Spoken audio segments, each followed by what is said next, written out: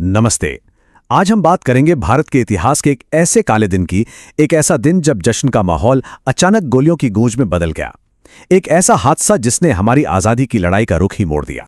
तारीख थी 13 अप्रैल 1919 और जगह थी अमृतसर।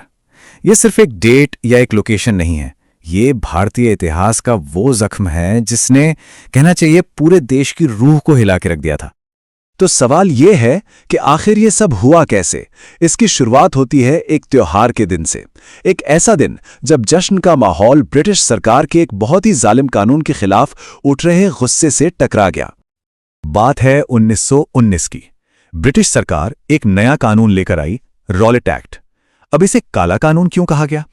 क्योंकि ये कानून सरकार को ये ताकत देता था कि वो किसी भी भारतीय को बिना किसी मुकदमे के, बिना किसी सुनवाई के सीधा जेल में डाल सकती थी। जाहिर है, इस कानून को लेकर पूरे देश में जबरदस्त गुस्सा था। तो हुआ ये कि 13 अप्रैल को बैसाखी का दिन था और जलियांवाला बाग में असल में दो वजहों से लोग जमा हुए थे। एक तरफ तो वो परिवार थे जो अपने बच्चों के साथ बैसाखी का मेला देखने, जश्न मनाने आए थे, और दूसरी तरफ वो लोग थे जो इसी काले कानून यानी रॉलेट एक्ट के खिलाफ एक शांतिपूर्ण विरोध प्रदर्शन के लिए इकट्ठा हुए थे। और शायद किसी को दूर दूर तक इस बात का अंदाजा नहीं था कि कुछ ही देर में क्या भयानक होने वाला है। और यहीं से कहानी एक भयानक मोड़ लेती है। चलिए देखते हैं कि कैसे वो शांति से जमा हुई भीड़ एक ऐसे जाल में फंस गई, एक ऐसा जाल जिससे बाहर निकलने का कोई रास्ता ही नहीं था। अंदाजा है कि उस बाग की दीवारों के अंदर उस वक्त करीब करीब 20,000 लोग मौजूद थे। और ये कोई फौज नहीं थी, ये हम आप जैसे आम लोग थे। परिवार थे जो त्योहार मना रहे थे, नौजवान थे, औरतें थीं और उनकी गोद में छोटे छोटे बच्चे भी थे। देखिए, रॉलेट एक्ट के आने के बाद से ही पूरे पंजाब में माहौल बहुत गर्म था। जगह जगह विरोध हो रहे थे, शहर में एक तरह से कर्फ्यू जैसा माहौल बना हुआ था। और फिर आती है 13 अप्रैल की वो शाम जब जनरल रेजिनाल्ड डायर अपनी फौजी टुकड़ी के साथ जलियांवाला बाग में दाखिल होता है। अंदर आते ही जनरल डायर ने जो पहला काम किया, उसने उस पूरी भीड़ की किस्मत तय कर दी। उसने बाग से बाहर निकलने का जो एक ही तंग सा रास्ता था, उसे अपने सैनिकों से ब्लॉक करवा दिया। बस अब वो हजारों लोग चारों तरफ से दीवारों में कैद थे और भागने का कोई भी रास्ता बाकी नहीं बचा था। और इसके बाद जो हुआ वो भारतीय इतिहास के शायद सबसे खौफनाक 10 मिनट थे। बस एक हुक्म दिया गया और उस एक हुक्म ने एक जीती जागती सभा को शमशान बना दिया। वहां मौजूद भीड़ को कोई वार्निंग नहीं दी गई, उन्हें हटने का कोई मौका नहीं दिया गया। जनरल डायर ने अपने सैनिकों को बस एक शब्द का हुक्म दिया, फायर। हुक्म मिलते ही डायर के 90 सिपाहियों ने अपनी राइफलें उठाईं और उस निहत्थी भीड़ पर अंधाधुंध गोलियां बरसानी शुरू कर दीं। ये फायरिंग लगातार 10 मिनट तक चलती रही, बिना रुके। सोचिए, वो 10 मिनट, आतंक और चीख पुकार से भरे वो 10 मिनट वहां फंसे लोगों के लिए किसी सदी से कम नहीं रहे होंगे। और इन सिर्फ 10 मिनटों में जानते हैं कितनी गोलियां चली? कुल 1650 राउंड। हर गोली का निशाना वो बेबस लोग थे जिनके पास भागने या छिपने की कोई जगह तक नहीं थी।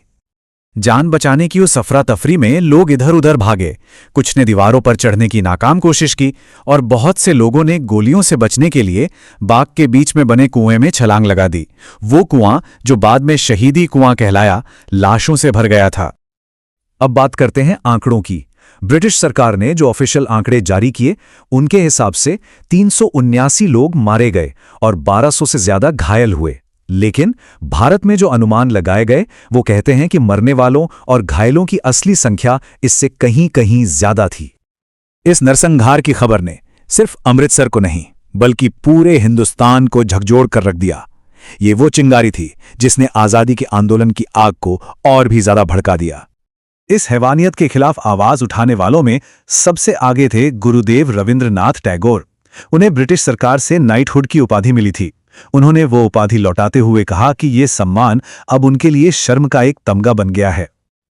और बस यहीं से सब कुछ बदल गया। इस एक घटना ने पूरे देश को गुस्से और दुख में एक कर दिया। टैगोर के कदम ने दूसरों को हिम्मत दी और महात्मा गांधी ने इसी नरसंहार के बाद अपने असहयोग आंदोलन की शुरुआत की।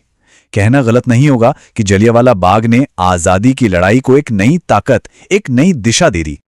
अच्छा, ब्रिटिश सरकार ने क्या किया? दबाव में आकर उन्होंने जांच के लिए एक कमेटी बनाई, हंटर कमेटी। लेकिन जब जनरल डायर से पूछताछ हुई तो उसने बड़े ही बेबाक अंदाज में कहा कि उसने ये सब एक सबक सिखाने के लिए और भारत में ब्रिटिश राज को बचाने के लिए किया। सोचिए, इस एक बयान ने पूरी दुनिया के सामने ब्रिटिश राज का असली क्रूर चेहरा बेनकाब कर दिया।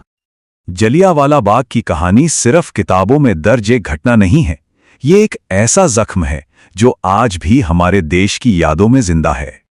आज जलियांवाला बाग एक राष्ट्रीय स्मारक है, एक ऐसी जगह जो हमें उन हजारों बेगुनाह लोगों की याद दिलाती है जिन्होंने उस दिन अपनी जान गंवाई थी। अगर आज भी कोई वहां जाए तो उन दीवारों पर गोलियों के निशान साफ देख सकता है।